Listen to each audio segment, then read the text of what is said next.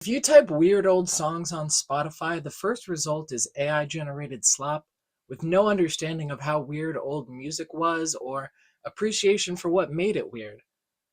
The algorithm has been cramming these terrible AI songs in my face on YouTube recently too. A cheap laugh that takes all the exploration, humanity, and historical context out of crate digging. The copy strike system and the ease of AI are incentivizing us to bury the past. It takes less time and effort to plagiarize a song than to even find and use a suitable song, and then you can't really make money off of it. Depending on the subject, wading through info on old media is hard, not because the info isn't there, but because it's buried by a sea of useless crap. This information overload of low effort content is destroying human knowledge by burying it. These no effort novelty songs are market replacements for the novelty songs that they're trained on. You may have typed, I got a whole bunch of ass in my pants, and then selected ragtime music, but why not just listen to burlesque? People who post AI content are marketers and managers because AI artists don't exist. These people just promote stuff that they didn't make. The motivation is stealing labor and cultural space to make money. But the consumers have a different motivation. It's slightly easier, and you can hear a bunch in a row without looking very hard. Real music tells us subtle things about how people in different cultures, subcultures, and time periods think. AI songs, on the other hand, really aren't worth a second thought. So let's not give them any more attention. Let's commune with the specters, shall we? Not not Phil, maybe Ronnie. I'm gonna list off some songs, and I think these songs do similar things to these automated atrocities, but much better, and they have an interesting history and subculture with them. I'll list the playlist into the description, but I recommend you hear me out on these to learn some background. Okay, so a lot of these are country songs, so I decided to dress like the trad wife Wojak. Let's kick it off with a country classic, Crying These Sucking Tears by Lavender Country. Everyone in this band risked their lives to make this art. Some of their friends were murdered for being gay and for doing activism, and these people went into the most politically retrograde genre, singing lyrics more progressive than anything in the mainstream. I mean, modern corporate Democrat types would whinge at Lavender Country. Their heads would explode if they listened to this record. It's funny, it's weird, it's worth taking the time to listen to. I mean, it meant something to these people that they were passing something on to future generations. Also going to shout out country musician Peter Grudzian. He was at Stonewall. Let's get sillier. What's It by Jimmy Rogers, the father of country. This is a song about how he likes his girl. She's curvy. She's beautiful. She's a dog-faced gal from Nashville, Tennessee with her camel toe showing all the time. Get Away, Old Man by Frank Crummett, about why women shouldn't marry a sugar daddy.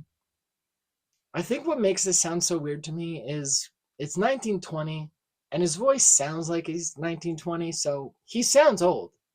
He sounds old. And he's like, oh, old guys are gross. I'd rather marry a young man with pockets lined with silk than to marry an old man with 100 cows to milk. Is this, Frank, is this about you? I thought this was addressed to the maidens. Like, what is this? Masculine women and feminine men. Right? This is a weird song. And like a lot of these, it's hard to tell what the intent of this song is. Could be making fun of the gender presentation of people like flappers. It is the 20s after all, but maybe not. I don't know. Maybe the vaudeville performers were like, oh, stuff it, you square. It's the happening style. Regardless of whatever this is supposed to mean, it's passed through a lot of songs now, and it seems to be kind of lauded by the queer community. To get a good laugh at the androgyny police, and if that wasn't what it was meant to mean originally, it's what it means now. Auntie is smoking, rolling her own. Uncle is always buying cologne.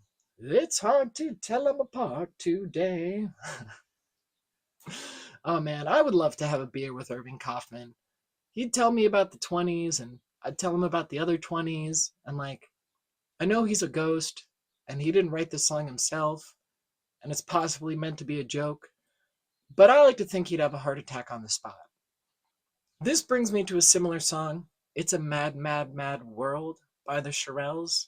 It mostly complains about the fashion of the day. You know, kids these days in 1963, they wear really tight jeans. There's a couple really out of place lines about how cars are too big and traffic is congested. 1 Hour Mama.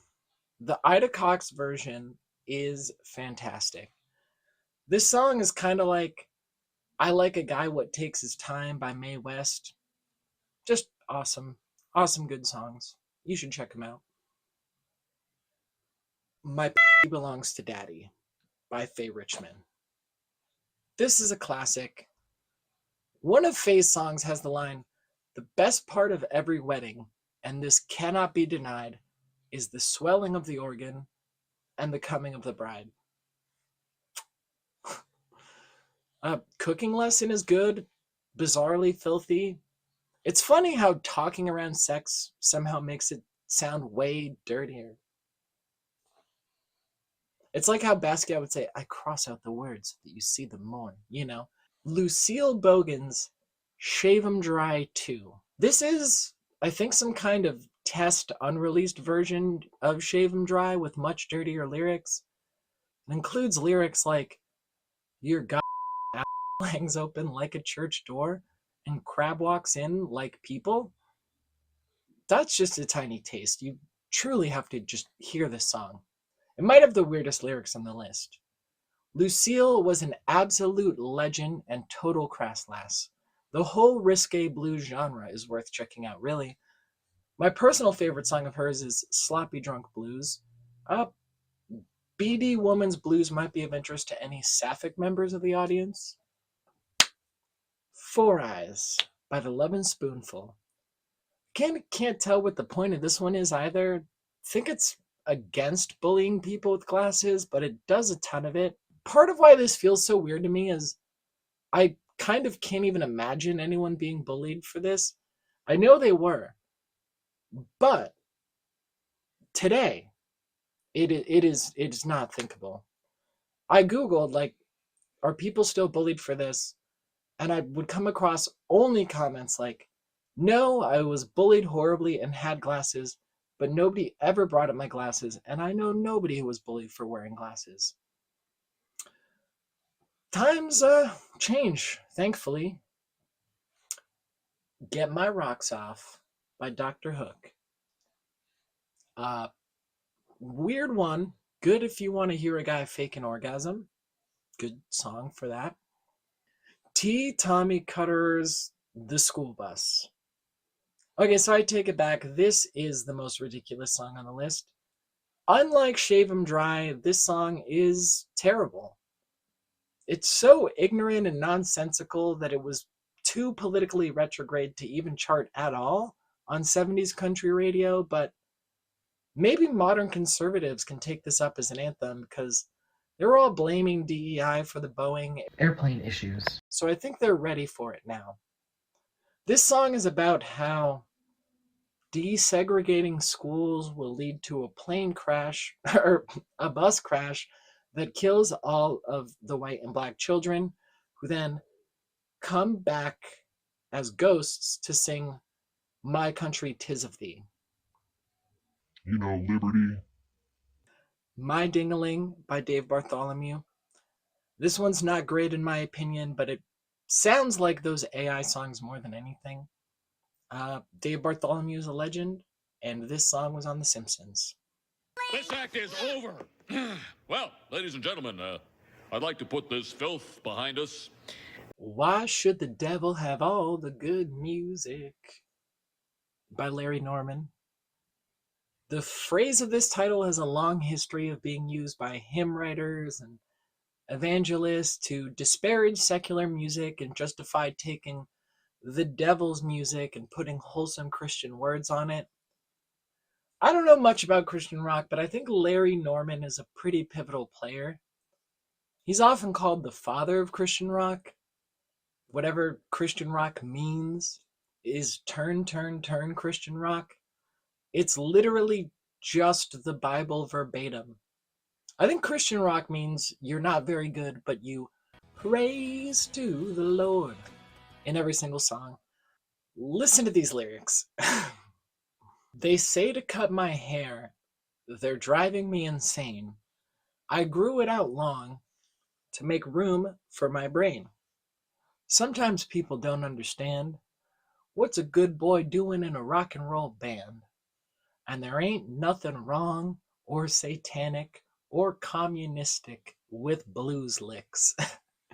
Can't you see you're not making Christianity better? You're just making rock and roll worse. Good job. Smoke, Smoke, Smoke That Cigarette by Tex Williams. It's good. Whether or not you smoke, you should listen to it. Ladies and gentlemen, Mr. Conway Twitty and Loretta Lynn. You're the reason our kids are ugly. Oh, I'm just kidding. You know I love my wife. 'Cause looks ain't everything. Please like and subscribe.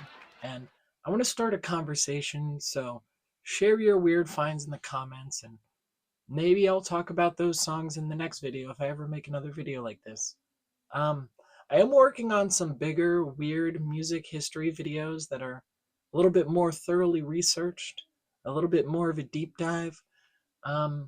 Subscribe to support me while I work on those. Maybe share it with a friend, and then you and your friend can go back and forth and talk about weird music. Thanks for watching.